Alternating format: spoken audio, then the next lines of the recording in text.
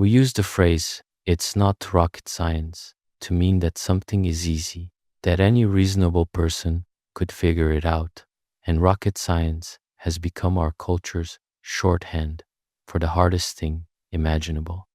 And the strange thing is, the basic idea behind the rocket really is simple. Simple enough to explain in a single sentence, and you have felt it yourself.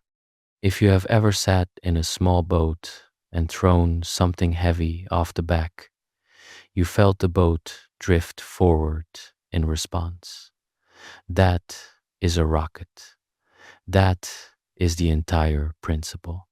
Throw mass out the back and you get pushed forward. The hard part, the part that genuinely earns rocket science its fearsome reputation, is not the idea. It is everything involved in doing it well enough to actually leave the planet, which turns out to be one of the most demanding engineering problems human beings have ever solved.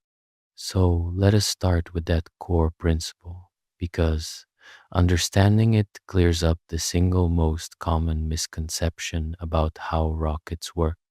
A rocket moves because of one of Newton's laws, the one that says for every action there is an equal and opposite reaction.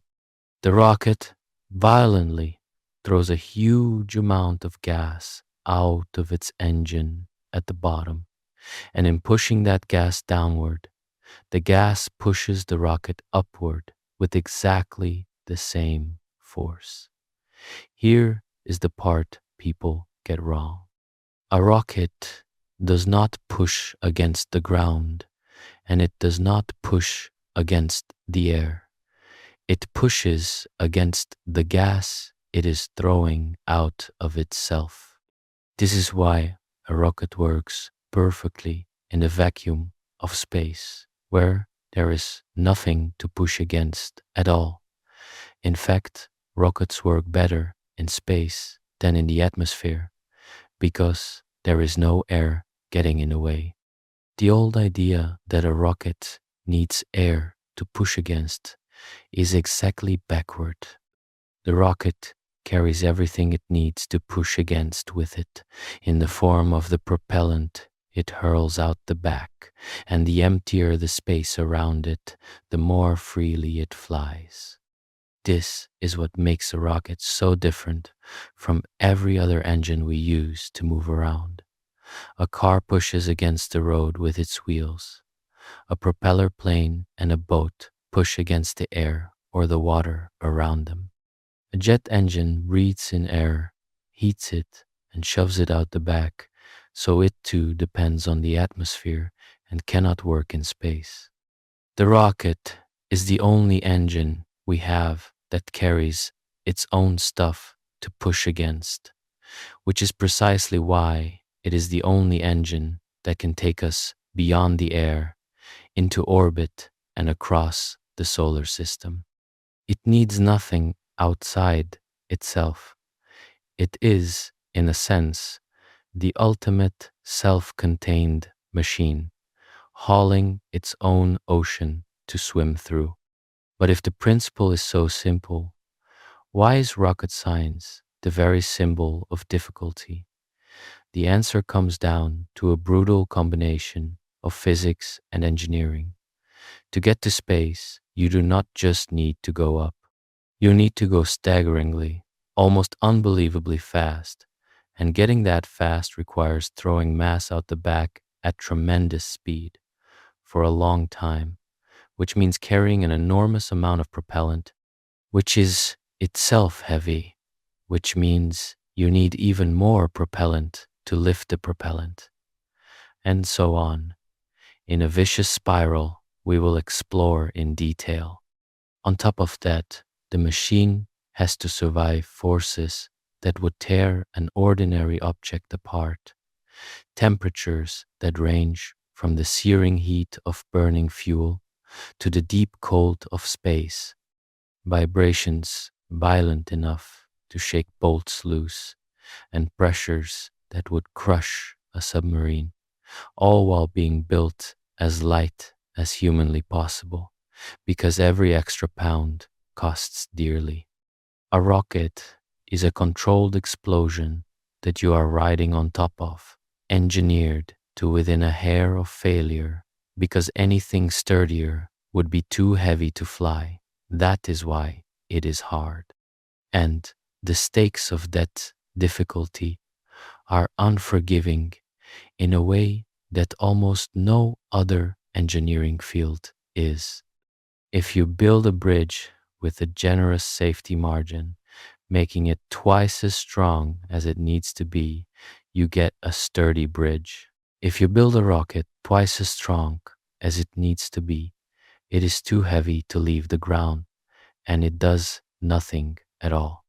So rocket engineers are forced to operate constantly at the very edge of what is possible, shaving away every gram, accepting tiny margins for error, because the physics leaves them no choice.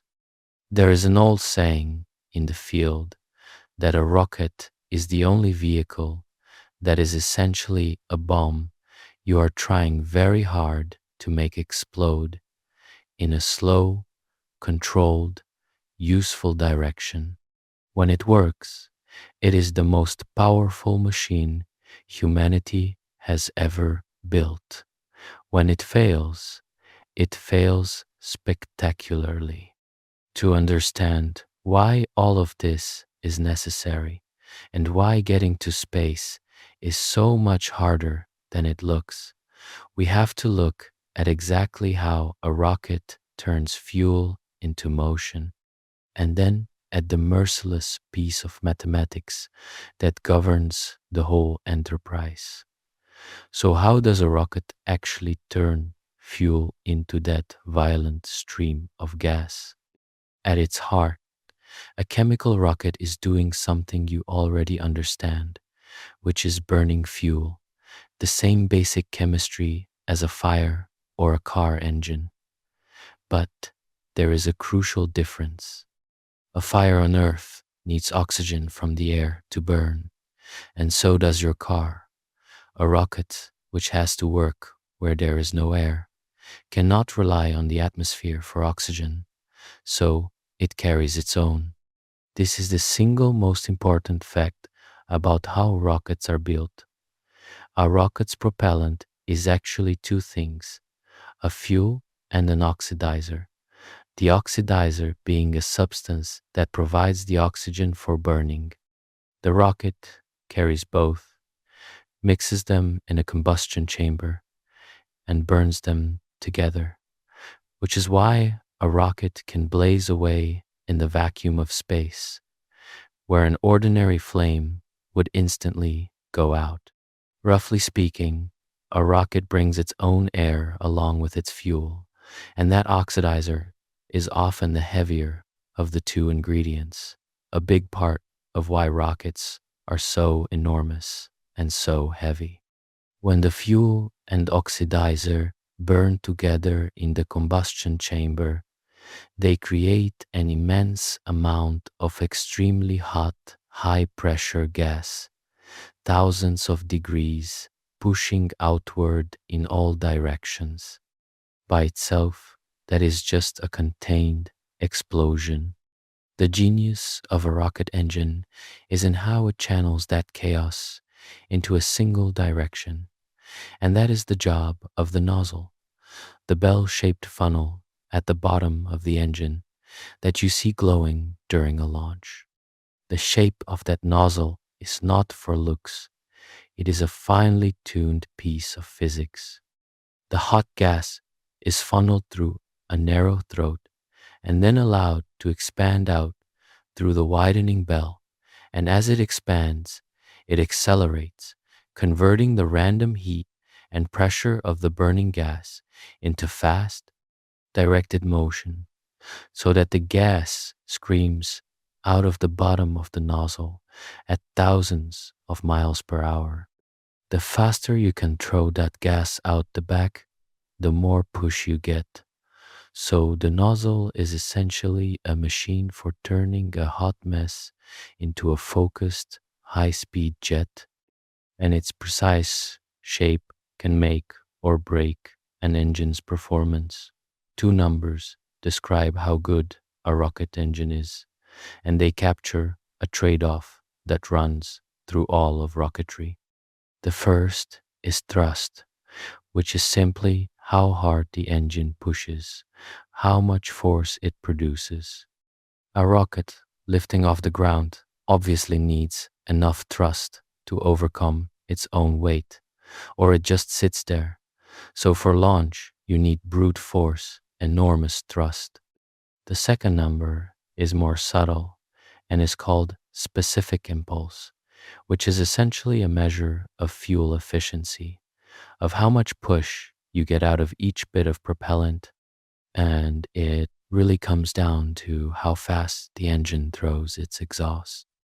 An engine with high specific impulse uses its propellant very efficiently, squeezing the most motion out of every pound, while a low specific impulse engine burns through propellant wastefully.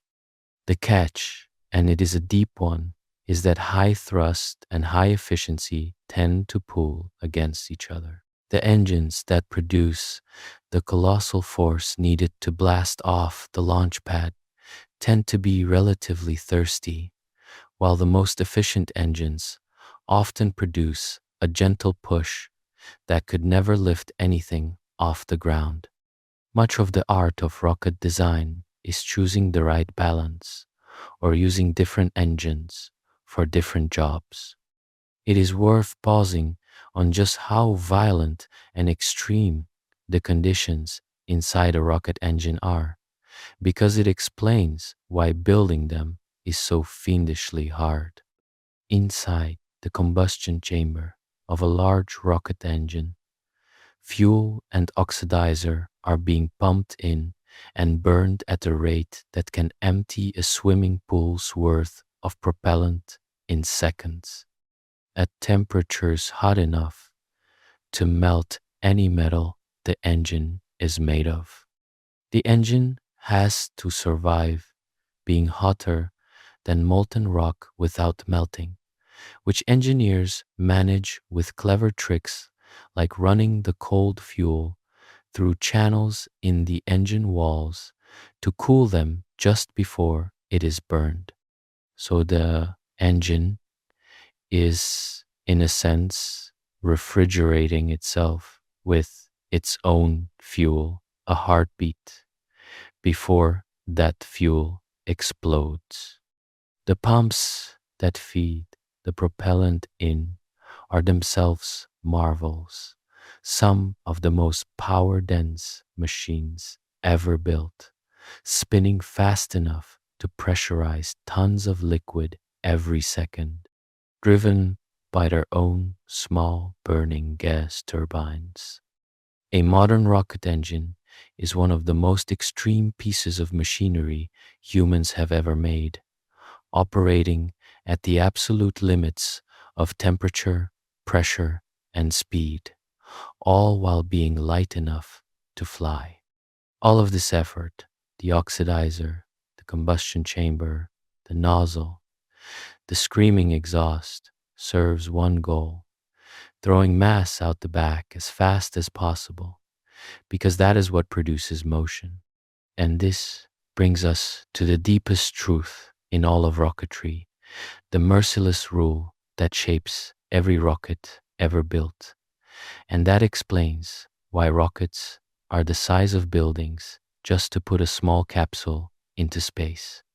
It is a piece of mathematics, elegant and simple to write down, and utterly unforgiving in what it demands. It has a name, and rocket engineers speak of it with a mixture of respect and dread, because there is no arguing with it and no way around it.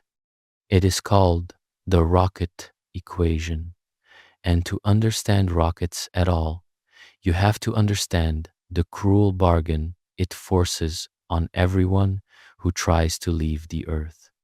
The rocket equation was worked out around the year 1903 by a deaf, self-taught Russian schoolteacher named Konstantin Tsiolkovsky, a visionary who imagined spaceflight in remarkable detail decades before it was possible, working almost alone in a small town. The equation he derived is the foundation of all rocketry, and while we do not need the mathematics, we absolutely need the idea it contains because it governs everything.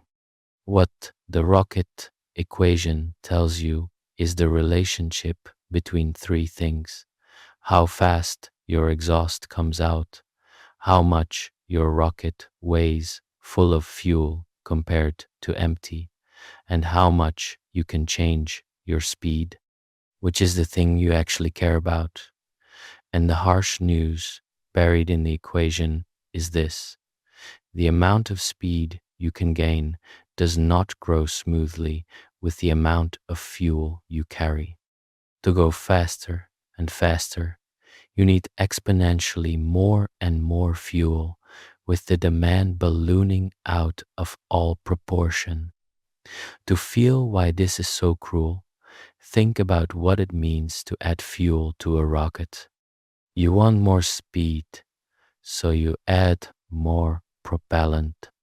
But that propellant has weight, and now your rocket is heavier, so you need even more propellant just to lift the propellant you added. And that extra propellant is also heavy, so you need still more to lift that. And the spiral keeps going. Every pound of fuel you add helps a little less than the last pound, because it has to help carry all the fuel stacked on top of it. This is sometimes called the tyranny of the rocket equation. And tyranny is the right word, because it sets a punishing ceiling on what a single rocket can do. The practical result is staggering, and you can see it in any large rocket. A rocket sitting on the launch pad is almost entirely fuel. Something like 90% or more of the total weight of a big rocket at liftoff is propellant. The actual payload, the satellite or capsule, or astronauts you are trying to deliver, is a tiny fraction of the whole, often just a few percent. The rest is fuel, and the tanks and engines needed to burn it. A rocket is essentially a giant flying fuel tank with a thimble of useful cargo perched on top. The rocket equation also explains one of the most important tricks in all of spaceflight. The reason nearly every rocket that has ever reached orbit is built in stages, stacked sections that fire one after another and are then thrown away. Here is the problem staging solves. As a rocket burns its fuel, the heavy tanks that held that fuel become dead weight, empty metal that the rocket is now wasting energy to keep accelerating. It would be far better to simply drop those empty tanks and engines once they are spent, so you are no longer hauling them. That is exactly what staging does. A multi-stage rocket burns its first big stage to get going, then drops the whole empty thing, lightening the load dramatically, and lights a fresh, smaller stage to continue. By shedding dead weight along the way, the rocket cheats the tyranny of the equation just enough to make orbit achievable. Without staging, with a single tank carried all the way up, reaching orbit with chemical rockets is essentially impossible. The equation simply will not allow it. This is why you see rockets falling away in pieces during a launch. They are not malfunctioning. They are shedding their spent stages exactly as designed, throwing away the empty bottles to lighten the climb. It is worth sitting with how close to the edge this all puts us. because the rocket equation is the reason spaceflight is so marginal, so expensive, and so unforgiving. We are right at the limit of what chemical rockets can do. The best chemical propellants we have are just barely energetic enough to reach orbit at all, and only with the trick of staging and with rockets that are overwhelmingly fueled by weight. If the Earth were a bit larger, with stronger gravity, chemical rockets might not be able to reach orbit from its surface at all, and we might be trapped on our own planet, able to dream of space, but never to reach it. We happen to live on a world just small enough that our best chemistry can claw its way off of it, but only just. Every kilogram sent to orbit is hard won, fought for against an equation that gives no quarter, which is why, for most of the space age, putting anything into space has cost a fortune. The whole drama of rocketry, the giant vehicles, the staging, the relentless obsession with saving weight, the enormous cost, all of it flows from this one inescapable piece of mathematics that a Russian schoolteacher wrote down over a century ago. Tsiolkovsky himself never built a rocket. He was a theorist and a dreamer, working out on paper not just the equation, but the idea of multi-stage rockets, the use of liquid propellants, and even the notion of space stations, long before any of it could be attempted.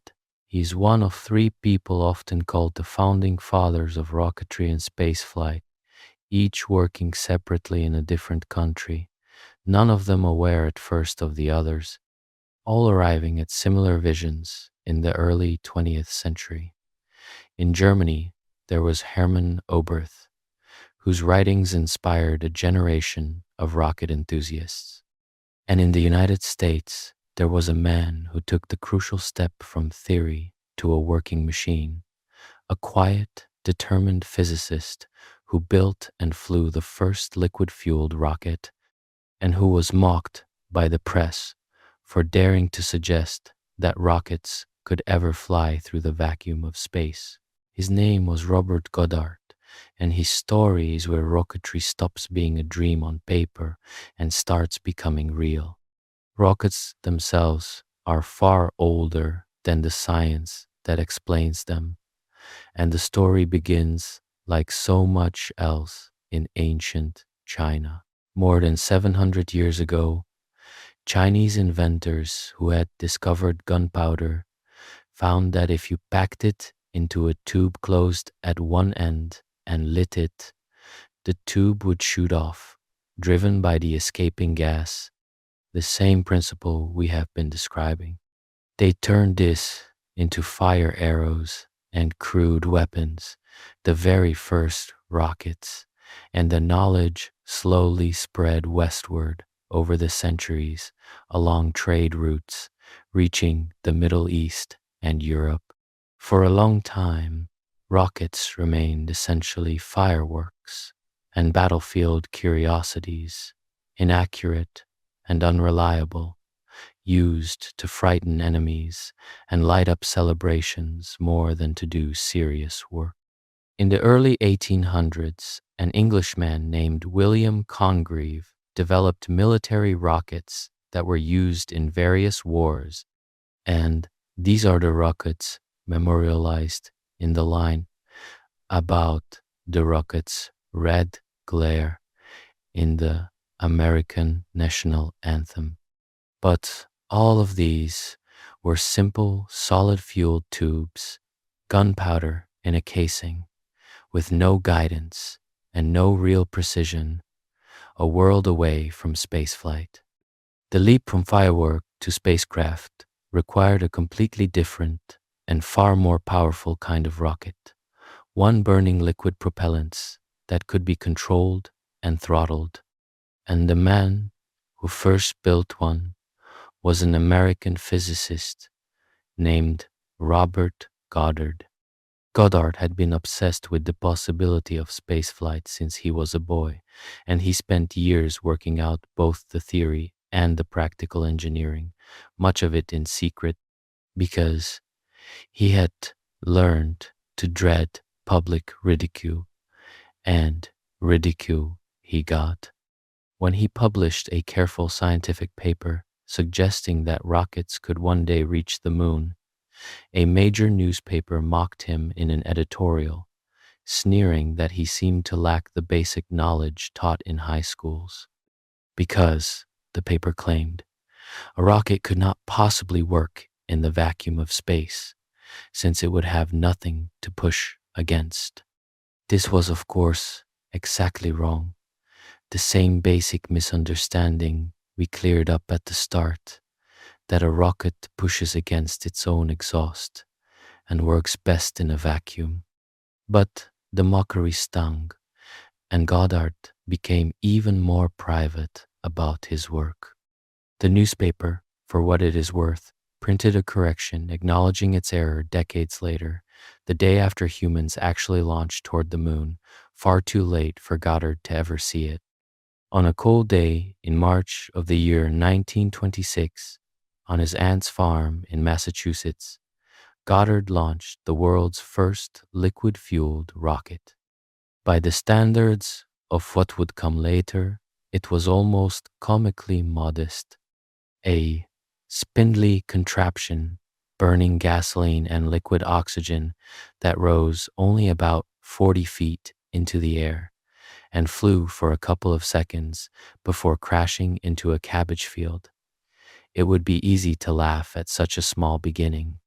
But that little flight was as important to spaceflight as the Wright brothers' first hop was to aviation, because it proved that a liquid-fueled rocket could actually work, that the theory could be turned into a real, controllable machine. Goddard went on to develop, often alone or with a small team, an astonishing number of the basic technologies that real rockets still use, including ways to steer a rocket by deflecting its exhaust, methods of stabilizing it in flight, and the use of pumps to feed propellant, work that would eventually be covered by more than 200 patents. He was decades ahead of nearly everyone, working in obscurity, and much of what he pioneered had to be reinvented by others who did not know what he had already done. There is a recurring shape to these early stories that is worth noticing: the lonely visionary working in isolation, ahead of the world, often mocked or ignored, laying foundations that only later generations would build upon.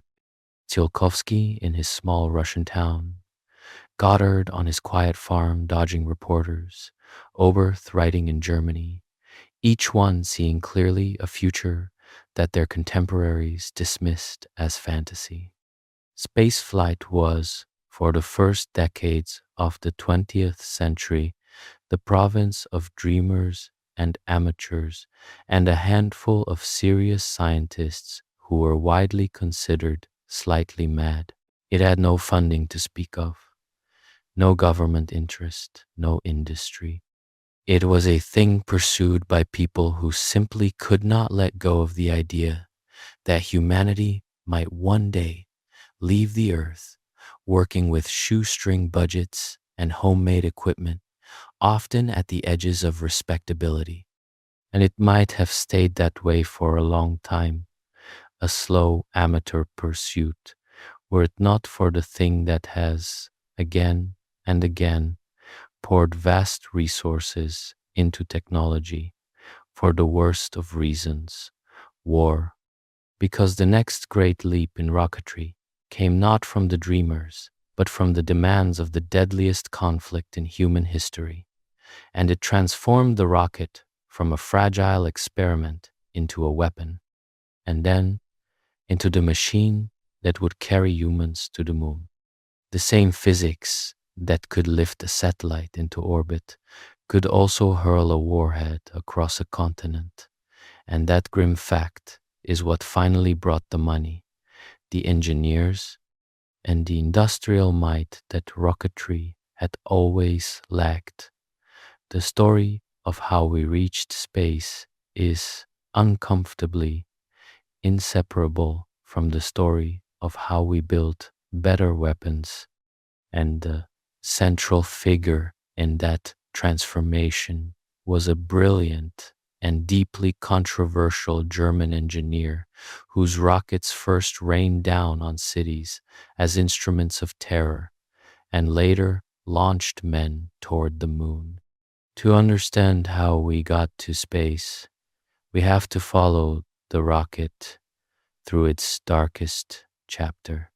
During the Second World War, Nazi Germany poured enormous resources into building a long-range rocket weapon under the direction of a young, ambitious engineer named Wernher von Braun. The result was the rocket known as the V-2, the first large liquid-fueled rocket ever built, and a genuine technological leap decades ahead of anything else flying. It was also the first human-made object to cross the boundary of space, reaching the edge of the cosmos on its high, arcing flights before plunging back down, but its purpose was terror. The V-2 was a weapon fired by the hundreds at cities, falling from the sky faster than sound with no warning, killing thousands of civilians. And there's a darker horror still beneath that, because the V-2 rockets were built using the forced labor of concentration camp prisoners under brutal, lethal conditions. And it is a grim and important fact that more people died building the V-2 than were killed by it. This is the uncomfortable truth at the foundation of spaceflight, that the rocket which opened the road to the stars was born as an instrument of mass death, built on immense suffering. The machine that would later inspire wonder began by inspiring fear, and any honest history has to hold both of those things at once. When the war ended, the two emerging superpowers, the United States and the Soviet Union, both raced to grab Germany's rocket technology and its engineers, recognizing that whoever mastered the rocket would command both the ultimate weapon and the path to space.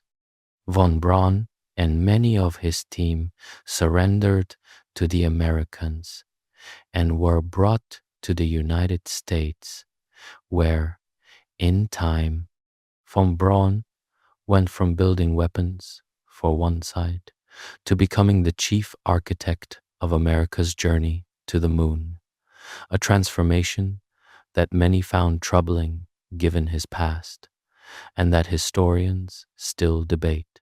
The Soviets captured their own share of the technology and talent, and the stage was set for one of the strangest competitions in history, a contest fought not with armies but with rockets, driven by the bitter rivalry of the Cold War, in which getting to space first became a matter of national pride and a demonstration of which system was superior. We call it the space race, and it accomplished in a couple of decades what might otherwise have taken a century, precisely because two superpowers were willing to spend almost without limit to beat each other. The Soviets struck first, and the shock of it is hard to overstate today. In October of the year 1957, they launched Sputnik, the first artificial satellite, a small metal sphere that circled the Earth, emitting a simple radio beep that anyone with a receiver could hear passing overhead. To much of the world, and especially to a stunned United States, that beep was alarming, because a nation that could place a satellite in orbit could also drop a warhead anywhere on Earth, and the Americans suddenly found themselves apparently behind in a contest with enormous stakes. The Soviets kept scoring firsts. They sent the first animal into orbit, and then in April of the year 1961, they achieved the most stunning milestone yet, launching the first human being into space, a cosmonaut named Yuri Gagarin, who orbited the Earth once and returned a hero, the first member of our species to leave the planet and look down on it whole. Each Soviet triumph deepened the American sense of urgency, and it pushed the United States to make an audacious commitment to land humans on the moon and bring them safely back within the decade. That commitment led to the Apollo program, one of the largest and most expensive peacetime efforts any nation has ever undertaken, employing hundreds of thousands of people and consuming a significant share of the national budget.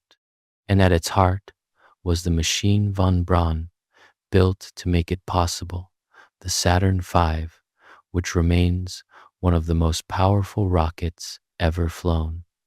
The scale of it is difficult to convey. It stood taller than a 36-story building, weighed about 3,000 tons, fully fueled, and its first stage burned propellant at a rate that is hard to even imagine, generating millions of pounds of thrust, enough to shake the ground for miles and to lift that entire towering structure off the pad. Nearly all of that mass, as the rocket equation demands, was fuel, burned in a matter of minutes to fling a tiny capsule of astronauts toward the moon. In July of the year 1969, a Saturn V carried the crew of Apollo 11 to the moon, and two of them walked on its surface while much of the world watched. The single most watched event in human history up to that point, the moment our species first set foot on another world. It is worth appreciating what an extraordinary thing that was, and how it was driven by forces that had nothing to do with exploration for its own sake. The moon landing was, in large part, a move in the Cold War, a demonstration of technological and ideological superiority, funded at a level that would have been unthinkable for pure science. And yet, what it produced transcended its origins, because for a moment, people all over the world, regardless of which side they were on, looked up and understood that human beings had crossed the void and touched another world. The photographs the astronauts took, especially the images of the whole Earth hanging in the black sky, changed how humanity saw itself, small and fragile and alone on a single blue planet. The rocket, born in war and driven by rivalry, had carried us somewhere genuinely new. But to truly understand what those rockets accomplished, and why even getting to the moon was so monstrously difficult, we need to understand the thing that all of this was really fighting against, the strange and counterintuitive truth about what it actually takes to get into space and stay there, which is not really about going up at all. Here is the single most important and most surprising fact about spaceflight, the thing that almost everyone gets wrong. Getting to space is not really about going up. Space, in the sense of altitude, is shockingly close. The official boundary of space, called the Kármán line, sits about 62 miles up, which is closer than many people live from the nearest big city. If you could drive your car straight up at highway speed, you would reach space in under an hour. Going up by itself is not the hard part. You could, in principle, reach the edge of space with a relatively modest rocket, pop up above the Kármán line for a few minutes, and fall right back down. And indeed, some tourist flights do exactly that. The crushingly difficult part, the part that takes those giant rockets that are 90% fuel, is not getting up to space. It is getting to stay there. And staying in space means going into orbit, which is about something completely different from altitude. It is about going sideways, unbelievably fast. To understand what an orbit really is, we can use a thought experiment that Isaac Newton himself came up with, often called Newton's cannonball. Imagine you are standing on top of an impossibly tall mountain above the atmosphere with a cannon, and you fire a cannonball horizontally, straight out to the side. Gravity pulls it down, and it arcs to the ground some distance away. Now fire it harder, faster. It travels farther before hitting the ground, arcing over a larger stretch of the earth. Now imagine firing it so fast that as it falls toward the earth's surface curves away beneath it just as quickly. The ball keeps falling, but the ground keeps dropping away at the same rate, so it never gets any closer to the surface. It falls forever, perpetually missing the earth, circling all the way around and coming back to where it started. That is an orbit. An object in orbit is not floating, and it has not escaped gravity. It is falling constantly, but moving sideways so fast that it keeps missing the planet. Orbit is the art of throwing yourself at the ground and going so fast that you miss. This is the answer to a question that confuses almost everyone, which is why astronauts on the space station float around weightlessly. If they are still so close to the Earth, where gravity is nearly as strong as it is on the ground, the common belief is that there is no gravity up there, but that is wrong. At the height of the space station, gravity is still about 90% as strong as it is on the surface. The astronauts float not because gravity is gone, but because they and the station are in constant free fall, falling toward the Earth and missing it, over and over, going around the planet about 16 times a day. Everything inside the station is falling together at the same rate, so relative to each other, they appear to float exactly the way you would feel briefly weightless in a falling elevator. The astronauts are not beyond gravity's reach. They are perpetually plummeting, and the plummeting is the orbit. Weightlessness is just what falling feels like when there is no ground to hit. And here is why orbit is so hard, why it demands those enormous rockets, because going sideways fast enough to keep missing the Earth requires a truly staggering speed.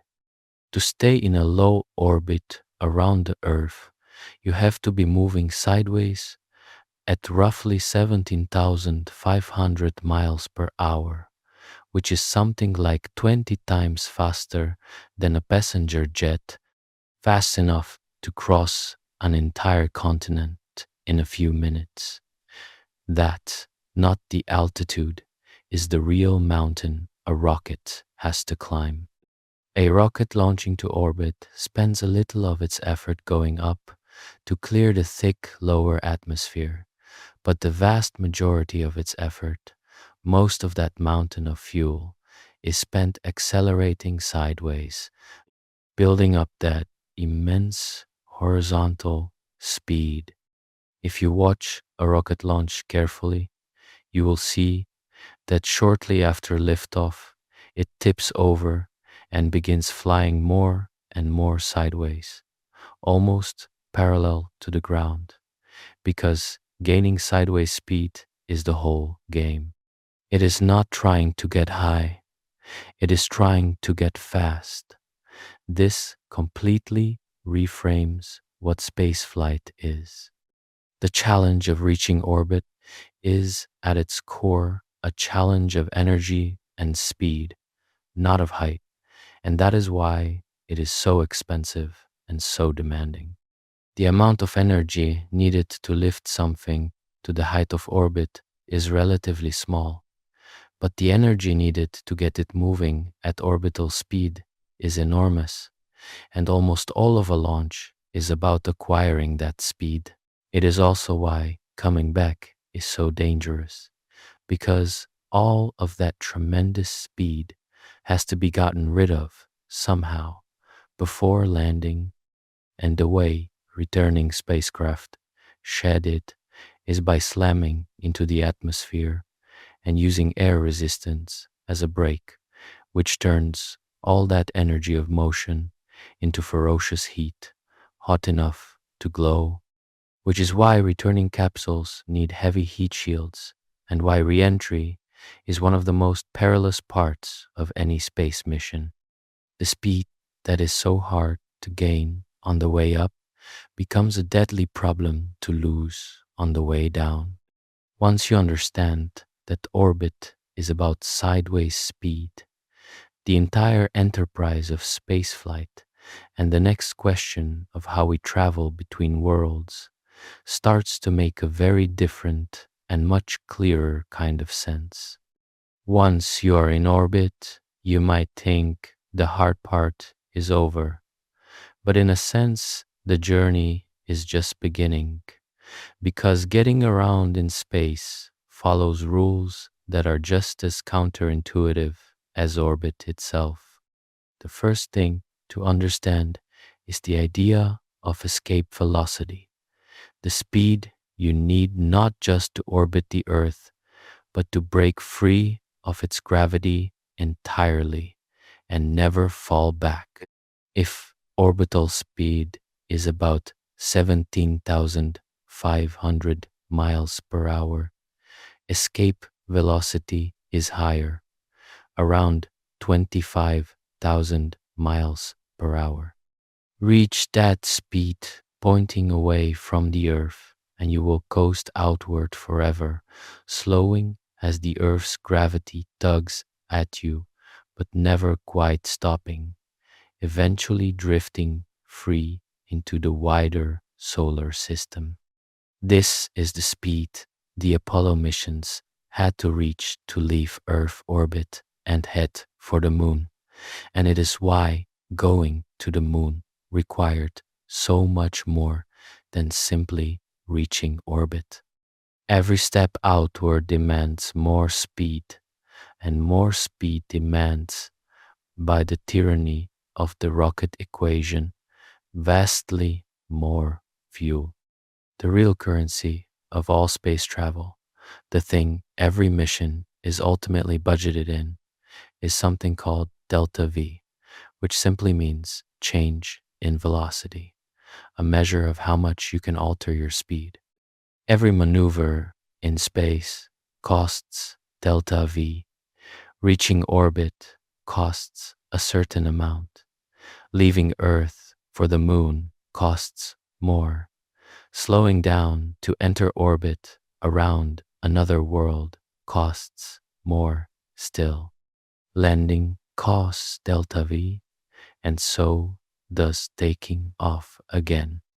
A mission planner adds up all the velocity changes a spacecraft will need to make over its entire journey, and that total delta V budget, fed through the rocket equation, determines how much fuel the mission requires, which determines how big the rocket has to be.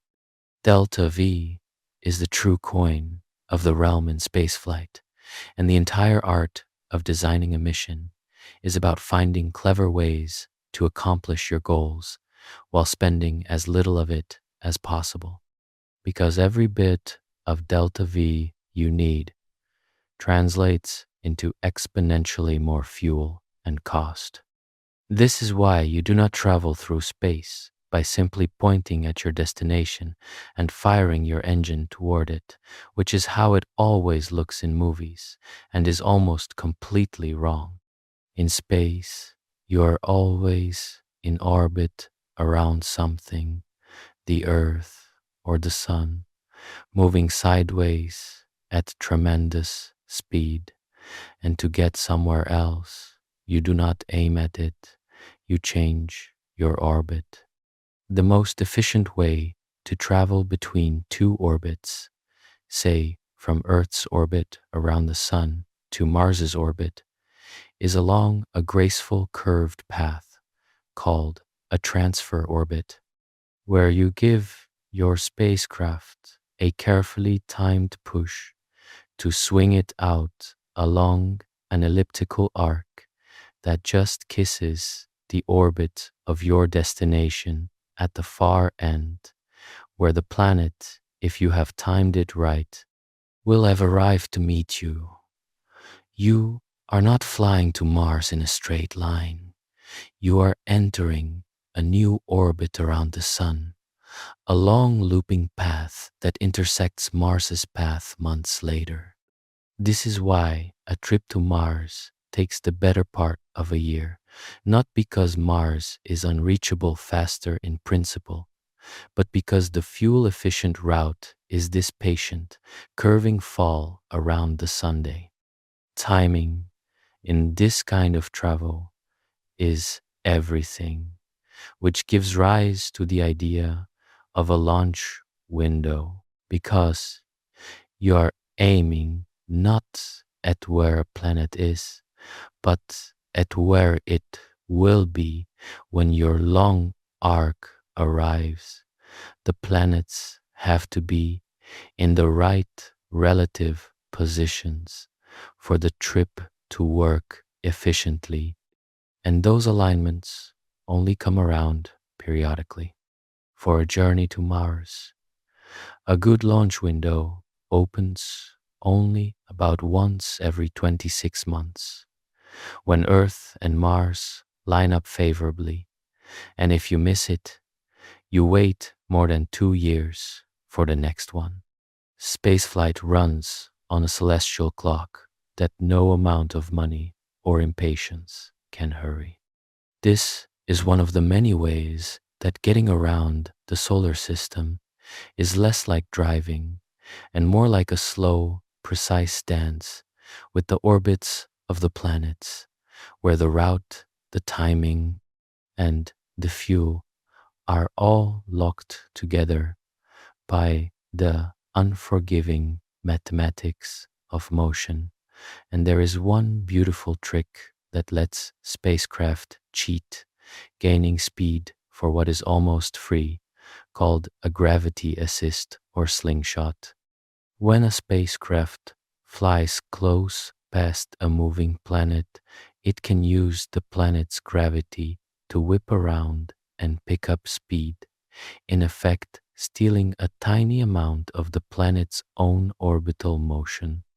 The planet is so enormous that the speed it loses is utterly undetectable, while the tiny spacecraft can gain thousands of miles per hour, accelerating without burning any fuel at all, simply by falling past a moving world at the right angle. This technique has been essential to exploring the outer solar system because reaching the distant giant planets would otherwise require impossible amounts of fuel. The great probes that toured the outer planets and then sailed on out of the solar system used a series of these gravity assists, swinging from one planet to the next, each encounter flinging them faster and farther, riding the gravity of the planets themselves to reach speeds no rocket could have given them directly. It is one of the most elegant ideas in all of spaceflight, using the motion of the planets as a free engine, and it shows how much of getting around in space is not about raw power, but about cleverness, timing, and a deep understanding of how gravity and motion really work. Not all rockets are the same, and the different kinds of propulsion are suited to very different jobs. So it is worth understanding the main families and the deep trade off that separates them. The oldest kind is the solid rocket, the direct descendant of those ancient Chinese gunpowder tubes. In a solid rocket, the fuel and oxidizer are mixed together into a solid, rubbery substance packed into the casing, and once you light it, it simply burns until it is gone. Solid rockets are wonderfully simple, with almost no moving parts, and they can be stored for years, ready to fire, which is why they are used in missiles and as strap on boosters to give a big rocket extra shove at liftoff. But they have a serious limitation, which is that once you light a solid rocket, you cannot turn it off, you cannot throttle it down, and you cannot easily control it. It burns the way a firework burns, all the way to the end with no off switch. That makes solids powerful and reliable, but inflexible, a blunt instrument. The workhorse of serious spaceflight is a liquid rocket, the kind Goddard pioneered, where the fuel and oxidizer are stored separately as liquids and pumped into the combustion chamber to burn. Liquid rockets are far more complex, with tanks, pumps, plumbing, and valves, but they offer something solids cannot control. You can throttle a liquid engine up and down, you can shut it off and restart it, and you can steer with it precisely, which is essential for the delicate business of reaching a particular orbit or landing gently. The most efficient liquid propellants are cryogenic, meaning they have to be kept at incredibly cold temperatures to stay liquid, like liquid hydrogen, which is wonderfully energetic, but must be stored at hundreds of degrees below zero and is so cold and so leaky that handling it is a nightmare of its own. Other engines use propellants that are easier to handle, but a little less efficient. Every choice of propellant is a balance between performance, cost, and the sheer practical difficulty of dealing with the stuff. All of these, solid and liquid alike, are chemical rockets, getting their energy from burning, and they all share the same basic profile: lots of thrust, but limited efficiency. They can produce the enormous force needed to fight gravity and climb off the launch pad, but they guzzle propellant to do it. For getting off the ground, that is exactly what you need: raw power, because you have to overcome the planet's full gravity right now. But once you are out in space, gently coasting between worlds, with no gravity to fight against moment to moment, the priorities flip completely, and a totally different kind of engine becomes attractive, one that produces only a whisper of thrust, but uses its propellant with extraordinary efficiency. This is electric propulsion, often called an ion drive, and it works on a different principle, using electricity, usually from solar panels, to fling out a thin stream of charged particles at fantastically high speed. An ion engine produces almost laughably little thrust, often comparable to the gentle push of a sheet of paper resting on your hand, so feeble it could never lift itself off a table, let alone off a planet. But it can run continuously for months or even years, sipping its propellant so slowly and throwing it out so fast that it is many times more efficient than any chemical rocket. And in the frictionless vacuum of space, a tiny push applied relentlessly for a very long time adds up to an enormous change in speed. It is the tortoise to the chemical rocket's hare. A spacecraft with an ion drive accelerates imperceptibly at first, but given enough time, it can reach speeds that would be wildly impractical with chemical fuel, which is why ion engines are used to send probes to distant targets and to keep satellites precisely in position over years of operation. The deep trade-off in all of propulsion comes down to this, that high thrust and high efficiency are nearly opposite goals. So we use thirsty, powerful chemical rockets to claw our way off the planet, and patient, efficient electric engines to travel far once we are out there. Beyond these, there are more exotic propulsion ideas, some already tested, and some still on the drawing board, that hint at the future. There is nuclear thermal propulsion, the idea of using a nuclear reactor to heat a propellant to extreme temperatures and blast it out, which could be roughly twice as efficient as the best chemical rockets and is seriously considered for sending humans to Mars faster and with less fuel. There is the solar sail, which carries no propellant at all, but unfurls a vast, mirror-thin sheet and is gently pushed by the pressure of sunlight itself. The faint but real force of light bouncing off the sail, allowing it to accelerate continuously for free as long as the sun shines on it. There are even more speculative concepts, like using powerful lasers fired from home to push a sail-equipped probe to a sizable fraction of the speed of light, an idea some have proposed as a way to reach the nearest stars within a human lifetime. None of these will replace the chemical rocket for the brutal task of leaving the Earth, where only raw thrust will do.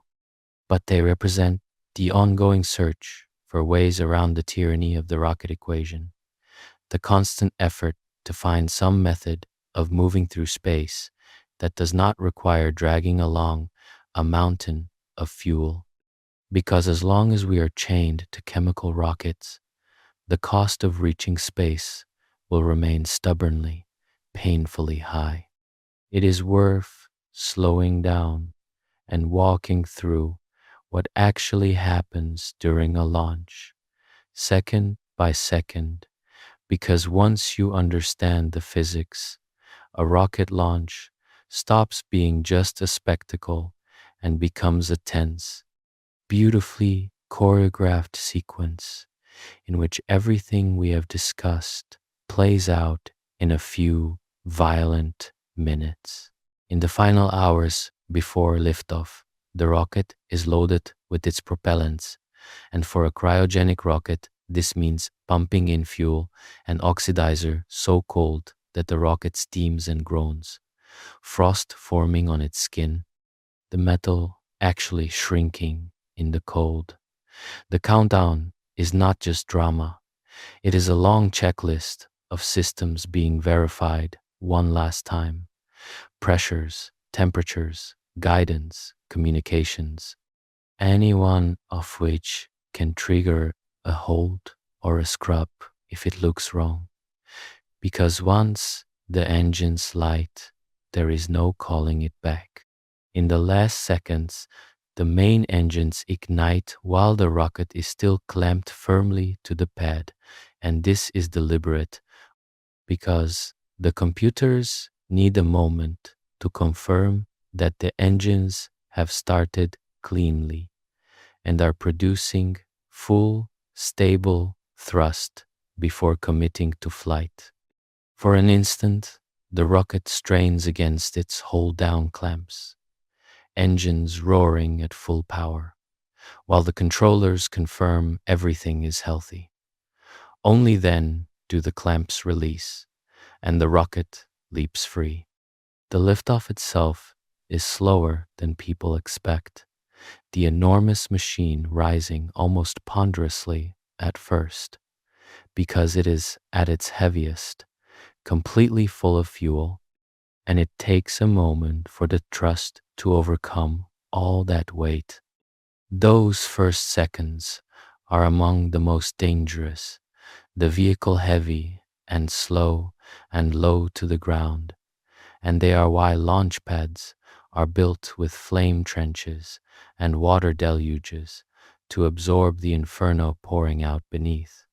As the rocket climbs and burns through its fuel, it gets lighter and accelerates harder, and within a minute or so it passes through a critical moment that engineers call max Q, the point of maximum aerodynamic stress, where the combination of high speed and still thick air puts the greatest physical strain on the vehicle.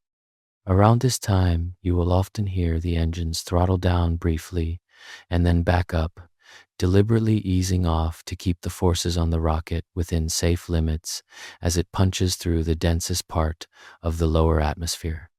Watch closely, and you will also see the rocket begin to tip over, leaning from straight up toward the horizontal, executing what is called a gravity turn or pitch program.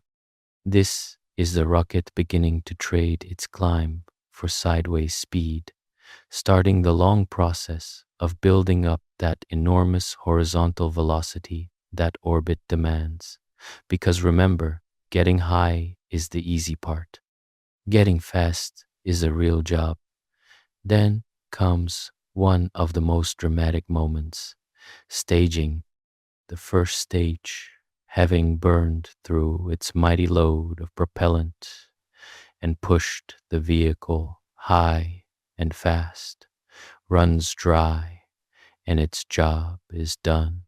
The main engines cut off, a moment controllers call by its initials as the main engine cutoff, and then small charges or pushers separate the empty first stage from the rest of the rocket, and it falls away, either to be discarded or, on a modern reusable rocket, to begin its own controlled journey back to a landing.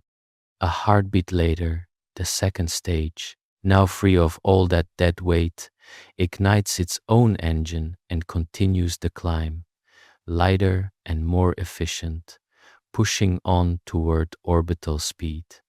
Somewhere in here, once the rocket is high enough that the air is too thin to matter, the protective nose cone, called the fairing, which has been shielding the delicate payload from the rushing atmosphere, splits open and falls away, no longer needed, shedding still more weight. The final phase is the long, patient burn of the upper stage, often lasting several minutes, during which the rocket is flying almost horizontally, far above the atmosphere, relentlessly accelerating, piling on the speed until it reaches that magic figure of roughly 17,500 miles per hour, fast enough to fall around the Earth forever. And then, at the precise instant the calculations call for, the engine shuts down and everything goes quiet and weightless. The payload is in orbit. From the outside, it can look anticlimactic, a engine simply switching off in silence. But that silent moment is the whole point of the entire towering machine and its mountain of fuel. The instant when the cargo finally has the speed it needs to stay in space. In the span of perhaps 8 or 9 minutes, the rocket has gone from sitting still on the ground to circling the planet at 20 times the speed of a jet, burning through almost its entire mass of propellant to do it. Every phase of that violent ballet, the ignition, the climb, the pitch over, the staging, the long burn, working in precise sequence. When you understand what each moment is for, a launch becomes one of the most gripping few minutes in all of engineering. It is easy to think of spaceflight as being mostly about astronauts and grand adventures, but the truth is that the overwhelming majority of what rockets actually do, and the main reason we spend so much effort on them, is far more practical and woven invisibly into your daily life. Right now, there are thousands of satellites circling the Earth, and they run a great deal of the modern world.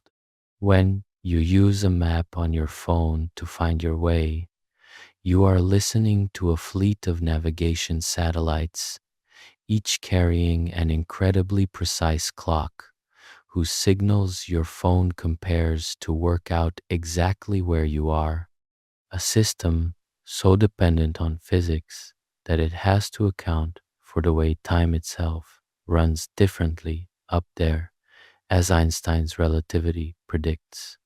When you make a long distance call, watch a live broadcast from the other side of the planet, or get money from certain transactions, satellites are often part of the chain. The weather forecast that tells you whether to carry an umbrella comes largely from satellites watching the planet's clouds and storms from above. Satellites monitor crops, track ships, measure the health of forests and oceans, and keep a constant watch on the changing climate. The rocket, for all its drama, is mostly a delivery truck, and its most important cargo is the quiet infrastructure of satellites that the modern world now leans on without ever thinking about it. Beyond the satellites that serve us at home, rockets have carried our robotic explorers across the entire solar system, and these machines, not humans, have done almost all of our actual exploration of other worlds. We have sent probes to fly past or orbit every planet, to land on Mars and on Venus, to touch a comet, to scoop samples from asteroids and bring them home, and to plunge into the atmospheres of the giant planets. These robots are how we have actually seen the rest of the solar system up close, and they do it in conditions that would kill a human instantly, with no air, brutal radiation, and journeys lasting years or decades. They are, in a real sense, our senses extended across the void, sending back the images and measurements that have transformed distant points of light into real, known worlds. Landing one of these robots on another planet is its own kind of nightmare, and the landing of a rover on Mars is a famous example, sometimes called the 7 minutes of terror. The spacecraft arrives at Mars after a journey of months, screaming into the thin Martian atmosphere at thousands of miles per hour, and it has only a few minutes to slow from that tremendous speed to a gentle touchdown, using a heat shield, then a parachute, then often rockets and elaborate landing systems, all in a precise automatic sequence. And here is the cruel part. Mars is so far away that radio signals traveling at the speed of light take many minutes to cross the distance, which means that by the time the team on Earth receives the signal that the spacecraft has begun its descent, the whole thing is already long over, the rover either safely down or destroyed, with nothing anyone on Earth can do to help. The landing has to happen entirely on its own, guided by onboard computers, making split-second decisions, while the engineers back home can only wait helplessly for a signal from the past to tell them what already happened. That those landings succeed at all, that we can drop a car-sized robot onto another planet from across the solar system and have it work, is a staggering achievement of automation and nerve. Some of these machines have traveled so far that they have left the solar system entirely. The two great probes launched in the 1970s to tour the outer planets, using those gravity slingshots we discussed, eventually sailed on past the edge of the sun's influence into interstellar space.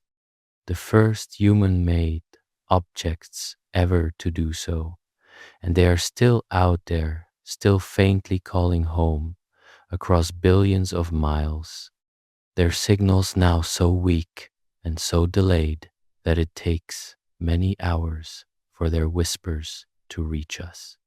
Each one carries a golden record, a kind of message in a bottle with sounds and images of Earth, in case it is ever found, drifting onward for millions of years, long after we are gone. And rockets have lifted our great eyes on the universe as well. The space telescopes that, freed from the blur of the atmosphere, have shown us the deepest reaches of the cosmos and the earliest galaxies, the achievements we explored in the story of astronomy. All of this, the navigation and weather and communication that run daily life, the robotic explorers that have mapped the solar system, the probes sailing into interstellar space, the telescopes peering back toward the beginning of time, all of it rides up on rockets. The rocket is the one tool that makes every bit of it possible, the indispensable first step for everything humanity does beyond the atmosphere. No honest account of rocketry can leave out its cost in human lives, because spaceflight is genuinely dangerous and people have died pushing this frontier. It is worth remembering them and remembering what their losses taught, because the safety of every flight today was bought partly with hard and tragic lessons.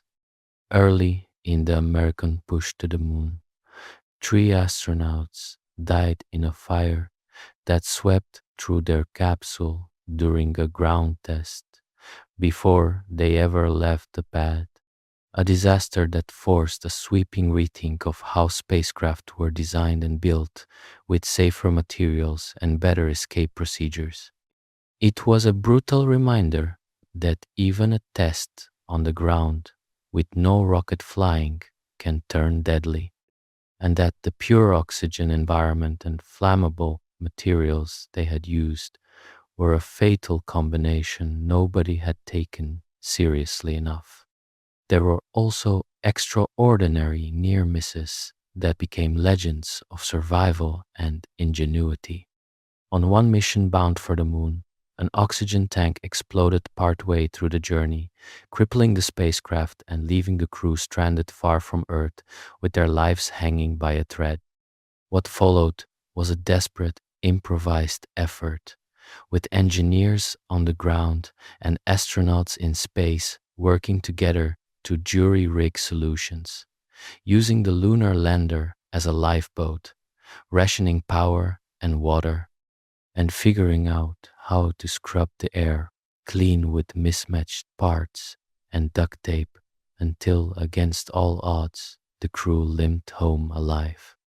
It is often called a successful failure because, although the mission's goal was lost, the safe return of the crew from such a dire situation showed what careful preparation, clear thinking, and sheer determination could accomplish in the face of catastrophe. The era of the space shuttle brought two of the most painful disasters in the history of spaceflight, each claiming the lives of 7 crew members and each carrying a hard lesson about more than just engineering. One shuttle broke apart shortly after launch on a freezing cold morning when a rubber seal in one of its booster rockets, stiffened by the unusual cold, failed and let hot gas escape where it should not have. The tragedy was made worse by the knowledge that some engineers had warned about exactly this danger and urged a delay, but their concerns were overruled in the pressure to launch.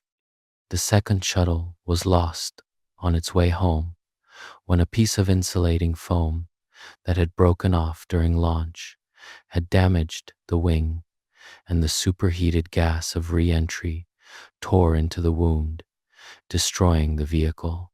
In both cases, investigations found that the technical failures were entangled with human and organizational ones, with warning signs that had been normalized and downplayed over time, a creeping complacency that let known risks be accepted as routine until they turned fatal. The deepest lesson from these losses is not really about rubber seals or foam, but about the danger of complacency in the face of a deeply unforgiving environment. Spaceflight does not allow the margins that let us get away with small mistakes in ordinary life. When the physics is this harsh and the machines are this stressed, a culture that lets warnings go unheard, that treats a recurring problem as acceptable because it has not killed anyone yet, is courting disaster. The hardest part of safety, it turns out, is not the engineering, but the human willingness to keep taking risks seriously even when things have been going well, to keep listening to the quiet engineer who says, something is wrong. These tragedies reshaped how space agencies think about risk, pushing them toward cultures where dissent is heard and where the burden is on proving something is safe rather than assuming it. Out of profound loss came genuine, if costly, wisdom. It is also worth holding two things together honestly. Spaceflight is dangerous. It has killed brave people, and it always carries real risk because we are doing something at the very edge of what is physically possible. And at the same time, the people who fly understand and accept that risk because they believe the goal is worth it, the goal of exploration, of pushing human presence and human knowledge beyond the earth. There is a long human tradition of dangerous exploration, of people willing to venture into the unknown, knowing they might not return. And the astronauts and cosmonauts stand in that tradition. Honoring them means neither pretending spaceflight is safe when it is not, nor treating their deaths as proof that we should not go, but recognizing that they knew the stakes and chose to go anyway, and that the price of reaching beyond our world has, so far, been paid in part by those willing to risk everything to lead the way. If any of this weighs on you, it is worth talking it over with someone you trust. We have talked about the physics, but it is worth dwelling on the sheer engineering nightmare of actually building one of these machines, because this is where rocket science earns the rest of its reputation. The root of the difficulty, as we have seen, is the rocket equation forcing everything to be as light as possible, which means there is no room for the comfortable safety margins that make most engineering forgiving. A rocket is built right at the edge of failure on purpose because anything sturdier would be too heavy to fly. Tanks are made with walls so thin that, when empty, some rockets would crumple under their own weight if they were not kept pressurized like a soda can, held rigid only by the pressure of the gas inside. Every component is pared down to the minimum, every gram fought over, which leaves almost no margin for error anywhere in a machine made of millions of parts, any one of which failing can doom the whole flight. And those parts have to endure conditions that are almost absurdly extreme, often all at once. At launch, the rocket is shaken by violent vibration and battered by sound so intense it could be lethal to a person standing too close, loud enough to bounce a rocket apart if not carefully managed. Which is why launch pads spray enormous torrents of water at liftoff, not to fight fire, but to dampen the deafening acoustic energy that would otherwise reflect back and hammer the vehicle. The engines run hotter than molten rock, while parts of the same rocket hold propellants colder than anywhere on Earth. So a single structure spans a temperature range of thousands of degrees. The pumps feeding the engines are among the most stressed machines ever built, spinning at tremendous speed to force tons of propellant per second into the inferno of the combustion chamber, themselves powered by their own roaring gas generators. It is a machine in which controlled violence is happening everywhere simultaneously, each subsystem operating near its breaking point, all of it having to work together flawlessly for the few minutes that decide success or catastrophe. This is why rockets, even now, sometimes blow up, and why engineers have a darkly humorous term for it: a rapid, unscheduled disassembly. With so many parts under such extreme stress, with margins so thin, it takes only one failure, one valve that sticks, one weld that cracks, one sensor that lies, one bit of debris in a fuel line, to turn the whole controlled explosion into an uncontrolled one. The history of rocketry is littered with failures, and even the most experienced organizations still lose rockets because the physics simply does not allow the generous over-engineering that would make failure rare. Building a rocket is an exercise in making thousands of things that could each kill the mission all work at once, every time. And the remarkable thing is not that rockets sometimes fail, but that they ever succeed at all. Each successful launch is a small triumph over a machine that is, by necessity, balanced on the knife edge of disaster. Then there is the problem of getting back, which is its own distinct hell. Recall that orbit means moving sideways at 17,000 miles per hour, and that all of that energy of motion has to go somewhere before a returning spacecraft can safely land. The only practical way to shed it is to dive into the atmosphere and let air resistance do the braking, but slamming into air at orbital speed turns that energy into ferocious heat, compressing and superheating the air in front of the spacecraft to temperatures of thousands of degrees, hot enough to glow brilliantly and to vaporize ordinary materials. This is why returning vehicles need heat shields, specially engineered barriers designed to take that punishment. Some heat shields work by deliberately sacrificing themselves, made of materials that slowly char and flake away, carrying the heat off with them, while others use special heat-resistant tiles. Re-entry is a few minutes of riding a fireball aimed at a precise angle because come in too steep and the heat and deceleration tear you apart. Too shallow and you skip off the atmosphere back into space. It is one of the most dangerous phases of any mission, the violent process of converting all that hard-won speed back into a survivable landing. On top of all this is the challenge of control, of keeping the rocket pointed the right way, which is far harder than it sounds. A rocket standing on its tail with the heavy engines at the bottom and the thrust pushing from below is inherently unstable, like trying to balance a pencil upright on your fingertip, constantly wanting to tip over.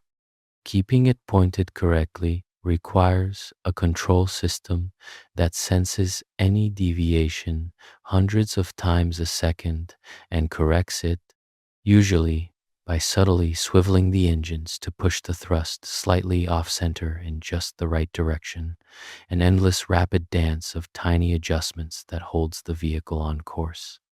The early rocket pioneers struggled enormously with this, and many early rockets cartwheeled and exploded for want of good guidance and control, which is one of the things Goddard and others had to invent from scratch. Today, it is handled by computers far faster and more reliable than any human pilot, making constant micro corrections that keep the towering, unstable, explosive machine flying straight up through the buffeting winds of the atmosphere and onto its precise path. When you add it all up, the thin margins, the extreme conditions, the violent launch, the fiery return, the constant struggle for control, you start to see why rocket science became our very symbol for difficulty, and why every single launch, even now, is a genuine achievement rather than a routine event. And yet, in just the last decade or so, a quiet revolution has begun to change the economics of the whole endeavor by attacking the one thing that had always made spaceflight so absurdly expensive. For the first 60 years of spaceflight, there was one assumption so deeply baked into the whole enterprise that almost nobody questioned it, and it was the single biggest reason space was so ruinously expensive. Rockets were thrown away. You built an enormously complex machine, costing as much as a fortune, full of engines that were marvels of engineering. You flew it once, and then the whole thing either burned up in the atmosphere or crashed into the ocean, gone forever. Imagine if airlines built a brand new jumbo jet for every single flight, flew it once across the ocean, and then dumped it in the sea on arrival. Air travel would cost a fortune, and almost no one would fly. That is exactly how spaceflight worked for decades, and it is a huge part of why getting to orbit costs so much, because the most expensive part of the trip, the rocket itself, was destroyed every time. There was one major attempt to break this pattern, the Space Shuttle, which flew from the early 1980s to the year 2011 and was designed to be at least partly reusable, with a winged orbiter that flew back and landed like a plane, and boosters that could be recovered from the sea. It was a genuinely remarkable machine, and it did make spaceflight feel almost routine for a while, carrying satellites, building a space station, and flying many crews. But the shuttle taught a hard lesson. because reusing it turned out to be far more difficult and expensive than hoped. After each flight, the orbiter had to be painstakingly inspected and refurbished, with much of it essentially rebuilt, so that the promised savings never really materialized. And in some ways, each flight cost more than simply throwing a rocket away would have. The shuttle also suffered two terrible disasters that took the lives of their crews, sobering reminders of how unforgiving spaceflight remains, and it was eventually retired. Reusability, it seemed, was a beautiful idea that might simply be too hard to make pay off. Then, over the last decade or so, a private company called SpaceX did something that many seasoned experts had insisted was impossible or pointless, and it changed the economics of spaceflight more than anything since the beginning of the space age. They built a rocket whose first stage, the big, expensive bottom section with all the main engines, could fly back down after launch and land itself upright, intact, ready to be refueled and flown again. If you have seen the footage, it looks almost like science fiction or like a film played in reverse. A tall rocket descending tail first out of the sky, reigniting its engines, slowing to a hover, and setting down gently on its landing legs, sometimes on a tiny floating platform out in the ocean. The first time they managed to land one of these boosters, near the end of the year 2015, it was a genuine milestone. And within a couple of years, they were routinely reflying the same boosters again and again, something that had simply never been done before with an orbital rocket. It is worth appreciating just how absurdly hard landing a rocket booster is, because it makes the achievement even more impressive. The booster is coming back from the edge of space, falling fast, and it has to slow itself, steer to a precise spot, and balance on its own thrust as it sets down, all while being nearly empty and therefore light and twitchy, with engines so powerful that even at their lowest setting, they can more than lift the empty booster, meaning it cannot simply hover and must time everything perfectly in a maneuver sometimes called a suicide burn, lighting the engine at exactly the right instant so that it reaches zero speed at exactly the moment it reaches the ground, with no room for error.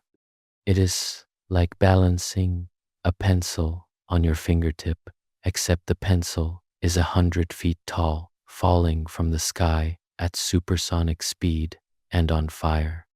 That engineers have made this routine, landing boosters over and over with high reliability, is one of the great technical achievements of our era. The consequences of reusability are enormous and are still unfolding.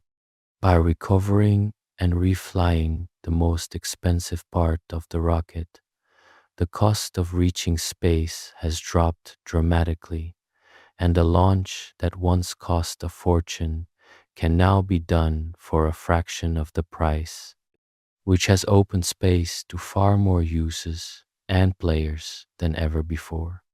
This has helped trigger a new commercial space age, with many companies now building rockets and satellites, with thousands of satellites being launched to provide things like internet from orbit, and with the whole field shifting from a handful of government programs to a competitive, fast moving industry. The same company that pioneered booster landings is now building an even more ambitious machine, a fully reusable rocket larger than the Saturn V, made of stainless steel, designed so that every part flies back and is reused, with the explicit goal of carrying large numbers of people to Mars and making humanity, in the long run, a species that lives on more than one world. Whether that grand vision succeeds remains to be seen, and there are enormous challenges ahead, but the basic shift is real. For the first time, the cost of living Earth is falling fast rather than staying stubbornly high, and that single change may matter more for the future of spaceflight than any rocket ever built. Although the most famous chapters of the space story are often told from an American point of view, spaceflight has always been a global enterprise, and today more nations and companies can reach space than ever before.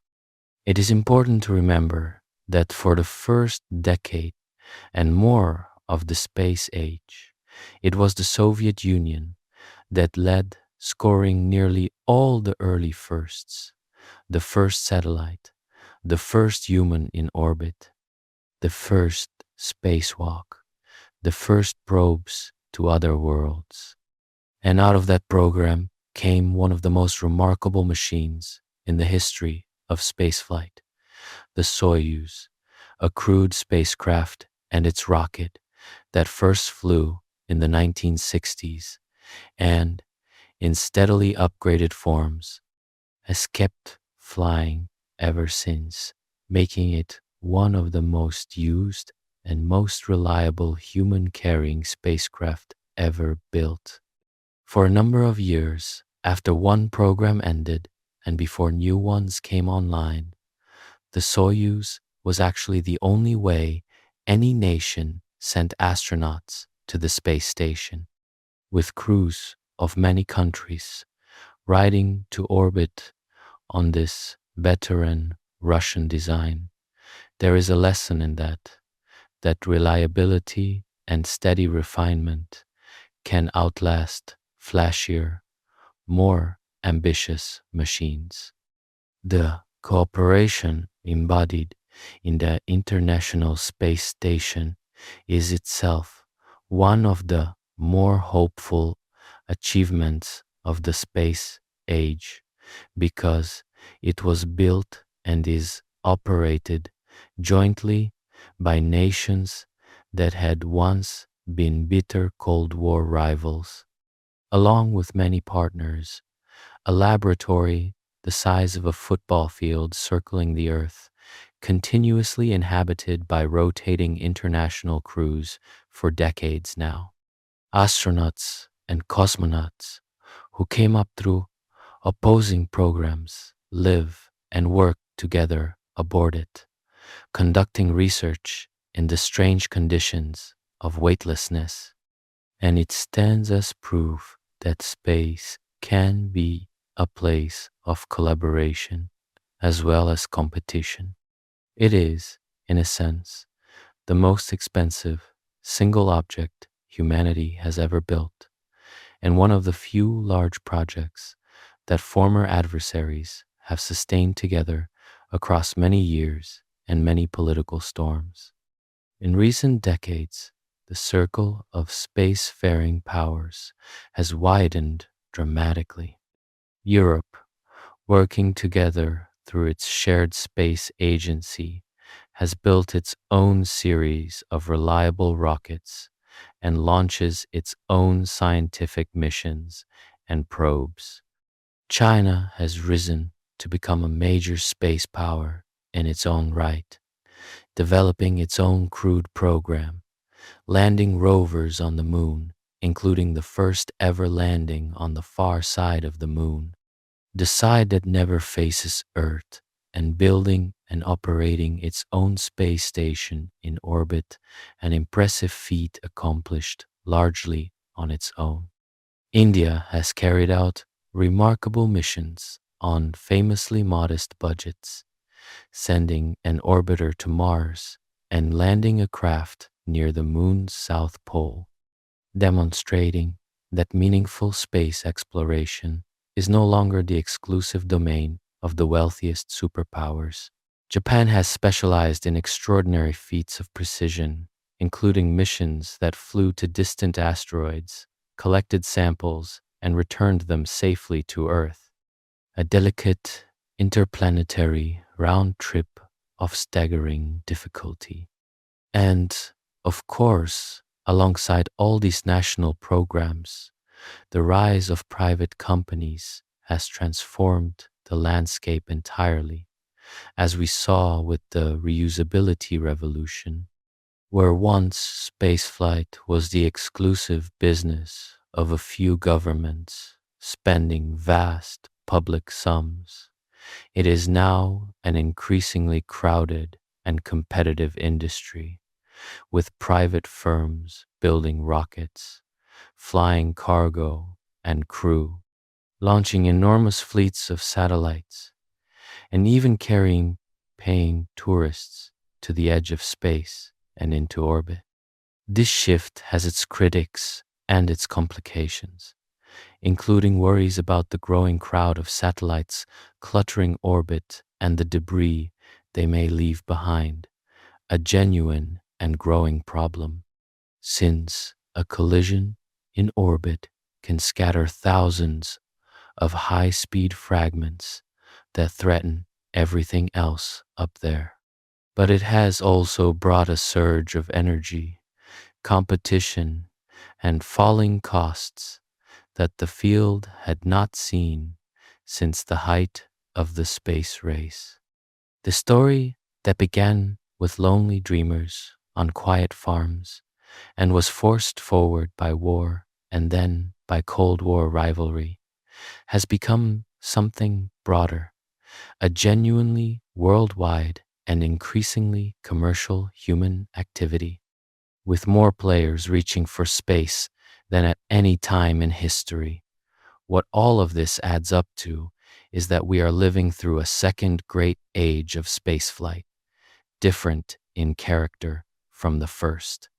The first age was a sprint between two superpowers, driven by rivalry and national pride, spending without limit to plant flags and score firsts. And when the race was won, much of the urgency drained away. This new age is slower burning, but broader and, in some ways, more durable, driven by a mix of science, commerce, national ambition, and the falling cost of access, with many nations and companies all pushing forward at once. Whether it leads to permanent settlements on the moon, to humans walking on Mars, to a genuine space-based economy, or to things nobody has yet imagined, remains to be seen. But the rocket, that born-in-war machine balanced on the edge of an unforgiving equation, has carried us from a single beeping satellite to a busy, crowded, international presence in space in well under a single human lifetime, and the pace, if anything, is quickening.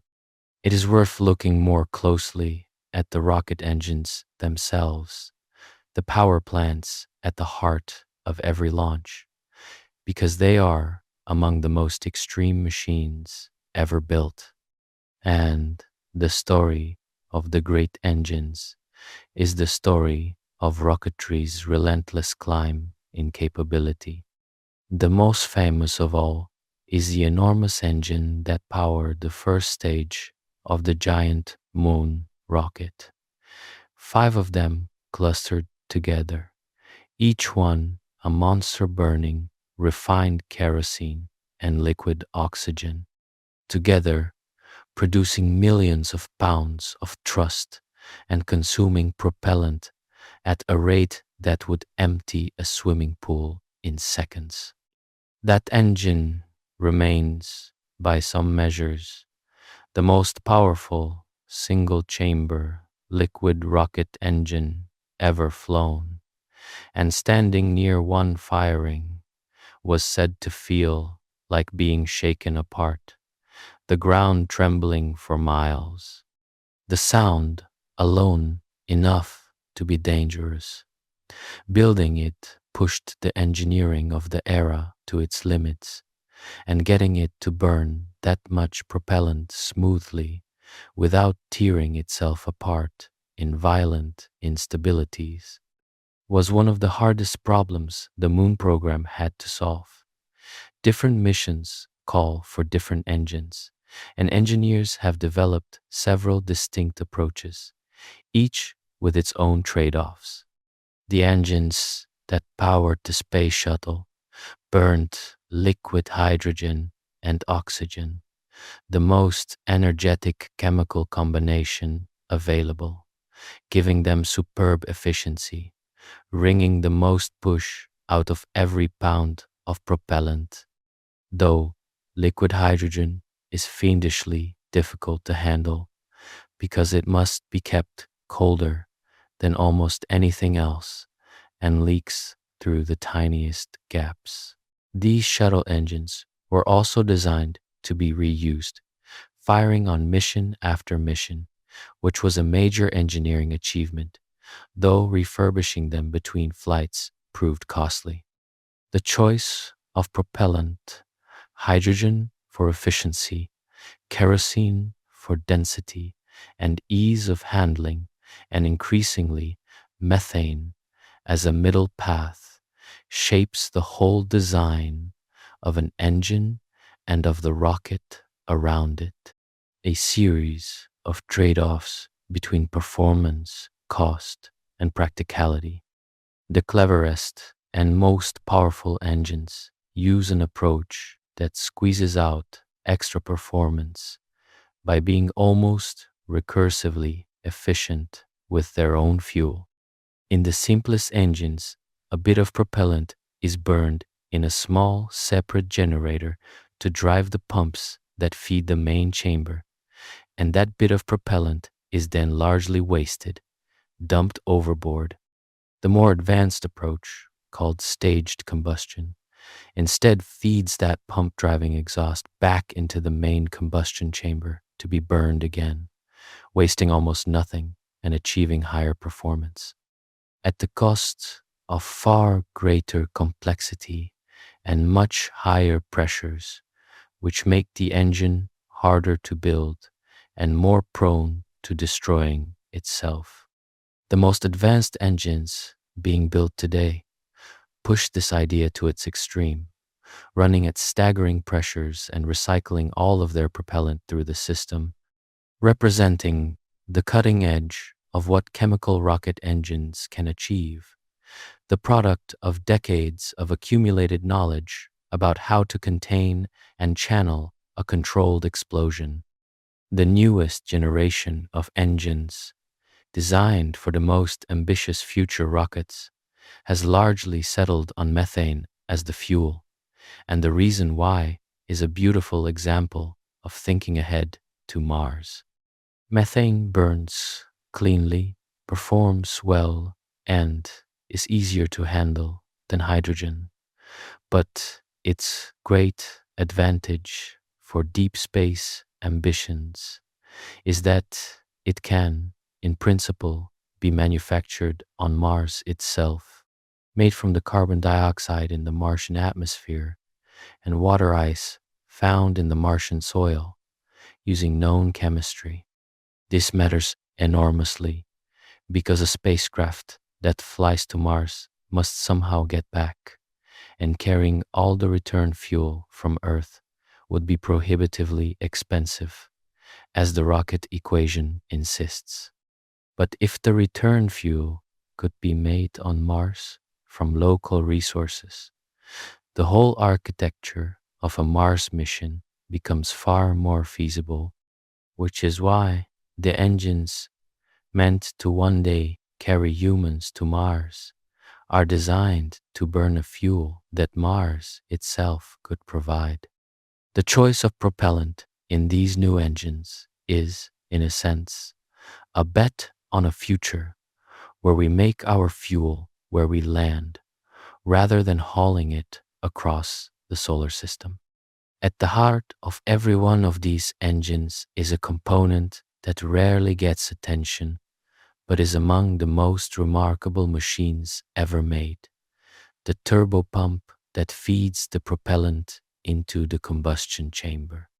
To force tons of fuel and oxidizer into the chamber every second against the immense pressure of the ongoing combustion requires pumps of astonishing power, spinning at tremendous speeds, and these turbopumps are themselves driven by their own small but ferocious burning gas turbines, so that an engine contains, in effect, smaller engines whose only job is to feed the main one.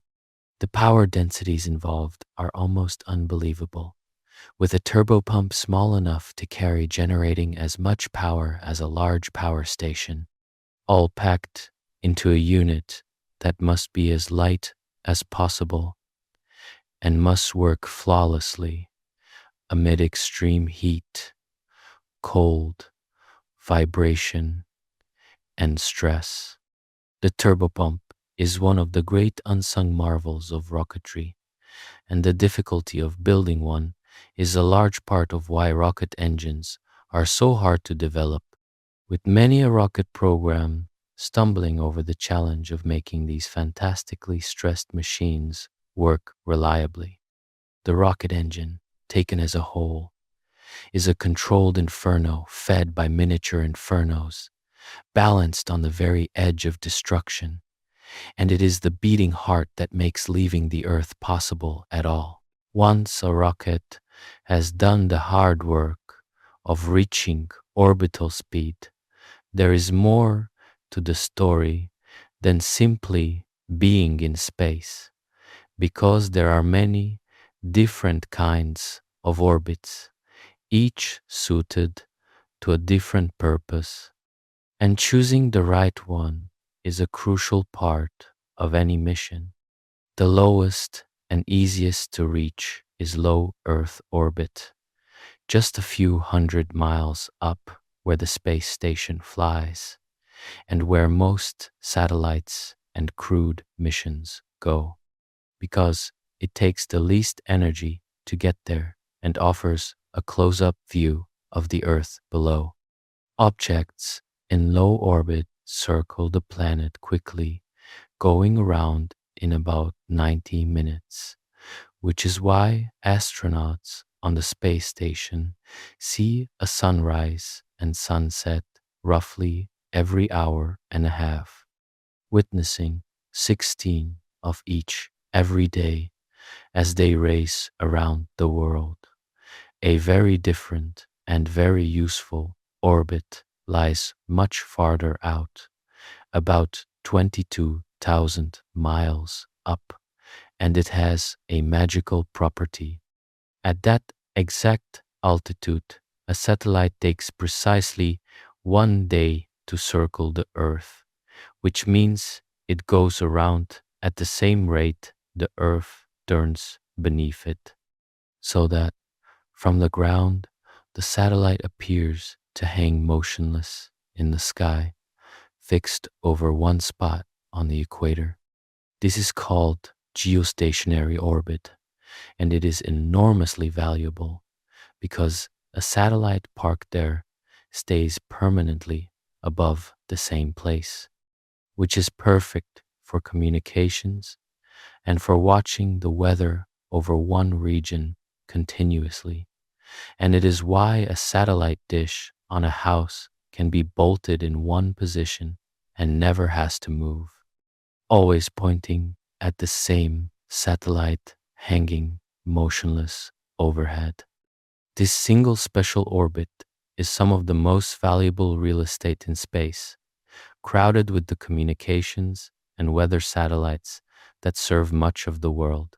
There are other specialized orbits, each clever in its own way. Some satellites are placed in orbits that pass over the Earth's poles, so that as the planet rotates underneath them, they eventually pass over every part of its surface, which is ideal for mapping and observing the entire Earth. And a particularly elegant version is arranged so the satellite always passes over each place at the same local time of day, keeping the lighting consistent, which is wonderful for comparing images over time. And then there are special points in space called Lagrange points, where the gravity of the Earth and the Sun combine in such a way that a spacecraft can hold a stable position relative to both, effectively parking in deep space. And these have become prized spots for great space telescopes, which can sit far from the Earth's heat and light in a stable, undisturbed location to peer out at the cosmos. The newest and most powerful space telescope sits at one of these points, about 1 million miles from Earth, far beyond the moon. Getting a satellite to exactly the right orbit and keeping it there is its own delicate art, because orbits are not perfectly permanent. Satellites in low orbit are still brushing against the very thin upper traces of the atmosphere, which slowly drags on them and causes their orbits to decay over time, so that without occasional boosts, they will eventually spiral down and burn up, which is the fate that awaits the space station itself one day. Satellites must also be carefully positioned and oriented, using small thrusters and clever devices to point themselves the right way and to nudge themselves back into place as various forces slowly perturb their orbits. The business of placing and maintaining satellites in their proper orbits and eventually disposing of them safely is a constant, careful dance with the laws of orbital motion. And this brings us to a growing and genuinely worrying problem: the accumulation of space debris, the junk we have left in orbit over decades of spaceflight. Every spent rocket stage, every dead satellite, every fleck of paint and fragment from collisions and explosions remains up there, circling the Earth at orbital speed, and at those tremendous velocities. Even a tiny fragment carries enough energy to destroy a working satellite or punch through a spacecraft. As more and more is launched, and as collisions create more fragments, there is a real danger of a runaway cascade, where collisions create debris that causes more collisions, which create more debris, potentially making some orbits so cluttered with fast moving junk that they become dangerous to use, a frightening scenario sometimes discussed as a kind of chain reaction in orbit. This is a serious and growing concern, especially as the number of satellites being launched soars into the tens of thousands, and it has prompted real efforts to track the debris, to design satellites that safely remove themselves at the end of their lives, and even to develop ways to actively clean up the junk. The same orbits that are so valuable to us are becoming crowded and hazardous, a reminder that even space, vast as it is, is a shared environment we can spoil through carelessness, and that the consequences of our activities now reach beyond the Earth itself. Rockets get us to space, but staying there, keeping fragile human bodies alive in the hostile void, is a profound challenge of its own. And the story of how we have learned to live in space is as remarkable as the story of how we get there. Space is utterly lethal to humans, with nowhere to breathe, a near perfect vacuum that would be fatal in moments, temperatures that swing wildly between scorching sunlight and freezing shadow, and constant radiation streaming in from the sun and the wider galaxy, unfiltered by the atmosphere that protects us on the ground. To survive up there, astronauts must carry their entire environment with them, sealed inside a spacecraft or station that recreates a livable slice of Earth, supplying breathable air at the right pressure, maintaining a survivable temperature, and shielding its occupants as much as possible from the dangers outside. Everything that we take for granted on Earth, the air, the warmth, the protection, must be manufactured and maintained by machines, and the failure of any of these life support systems can be quickly fatal. The challenge of supplying air, water, and food becomes especially acute on long missions, because carrying enough of everything from Earth is enormously expensive, as the rocket equation reminds us. So space stations have become marvels of recycling. On the space station, the air is constantly scrubbed of the carbon dioxide the crew exhales and replenished with oxygen, and water is recycled with remarkable thoroughness, with the crew's sweat, breath, and even urine purified and reused, so that very little is wasted. The more self-sufficient a spacecraft can be, recycling its air and water, and one day perhaps growing some of its own food, the less it needs to haul up from Earth, and this kind of closed-loop life support, recreating in miniature some of the cycles that sustain life on our planet, will be essential for any long voyage, such as the journey to Mars, where resupply from Earth would be impossible. Then there is the strange and not entirely benign effect of weightlessness on the human body, which we have learned about through decades of long stays in orbit. Floating in continuous free fall might look like fun, and it is, but the human body evolved under gravity and does not do well without it over long periods. Without the constant work of holding themselves up against gravity, astronauts' muscles weaken and their bones lose density, slowly growing fragile, which is why those aboard the space station must exercise for hours every day, strapped to special machines, just to slow the deterioration. Fluids shift upward in the body without gravity to pull them down, puffing up faces and affecting the eyes and vision. And there are subtler effects on the heart, the immune system, and more.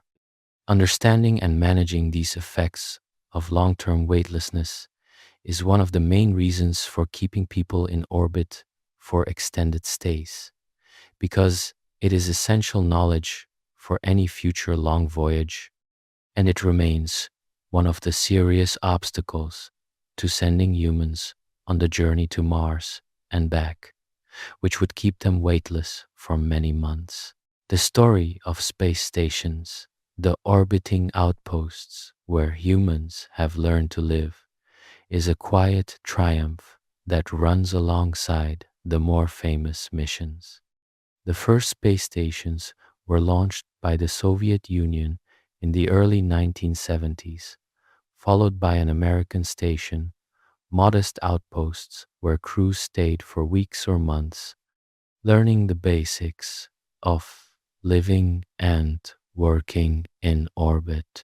Then came a larger Soviet station that operated for some 15 years and hosted long duration stays that set records and taught us a great deal about the effects of extended spaceflight. And then, as we noted, the nations of the world came together to build the International Space Station, a structure the size of a football field assembled in orbit over years, continuously inhabited by a rotating international crews for over 2 decades now, the largest and most expensive single object humanity has ever built, and a remarkable example of former rivals cooperating in space. Aboard it, a continuous human presence in space has been maintained for longer than many of the people reading this have been alive. A quiet milestone in our species becoming, in a small way, a spacefaring one. What all of this work in living and working in space is building toward is the possibility of going farther and staying longer, of one day sending humans beyond the Earth's neighborhood to the moon for extended stays and eventually to Mars, and everything learned aboard the space stations about life support, about the effects of weightlessness and radiation, about how humans cope psychologically with long confinement far from home, is essential preparation for those journeys. A trip to Mars would keep a crew in space for years, far from any help, exposed to radiation, weightless for the long voyage, and entirely dependent on their life support systems and on each other, and the experience and knowledge gained from decades of living in orbit is what might one day make such a journey survivable. The rockets that get us off the planet are only the beginning, because the harder and longer challenge is learning to keep human beings alive and well in the deadly environment of space. And it is in the quiet, ongoing work aboard the orbiting stations, far less celebrated than the dramatic launches, that humanity is slowly learning how to truly live beyond the Earth, taking the first real steps toward becoming a species that does not depend on a single planet for its survival. So, where does all of this go from here? The nearest great goal, the one driving much of the current effort, is sending humans to Mars. And it is worth being honest about how hard that will be, because the rocket equation does not relax just because we want it badly. Getting people to Mars means not only the enormous delta V to leave Earth and cross to another planet, but enough fuel to slow down and land there, and then, for a return trip, enough fuel to launch back off Mars and come all the way home with everything needed to keep humans alive for a journey of years. The challenges go far beyond propulsion into keeping people healthy through long months of weightlessness, shielding them from the constant radiation of deep space without the protection of Earth's magnetic field, growing or carrying enough food, and surviving on a frozen, airless world with no help anywhere close. None of these are impossible, but all of them are hard, and Mars remains, for now, a goal we are reaching toward rather than one we have grasped. Looking further out, people have dreamed up ways to escape the tyranny of the rocket equation entirely, some plausible and some still firmly in the realm of dreams.